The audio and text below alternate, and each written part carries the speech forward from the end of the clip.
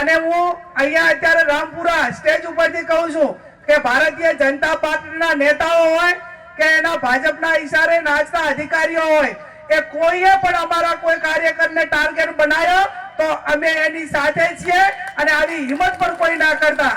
અને મહેરબાની કરીને પોલીસ તંત્રનું કામ એ કાયદો અને વ્યવસ્થા જાળવવાનું છે. જે બેન દીકરીઓ ઉપર અત્યાચારો થાય એ રોકવા માટેનું છે. ક્યાંક અન્યાય થતો હોય તો એને ન્યાયના હિતમાં ફરિયાદ કરવા આવે તો એની સામે ફરિયાદ દાખલ કરીને કાયદેસરની કાર્યવાહી કરવાની જવાબદારી એ પોલીસ તંત્રની છે.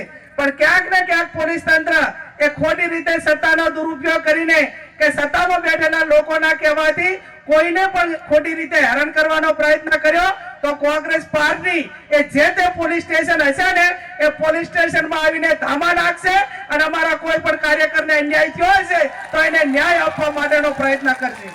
આપના પોતાના પ્લેટફોર્મ લલકારને લાઈક કરો, ફોલો કરો, સબસ્ક્રાઇબ કરો અને શેર કરો.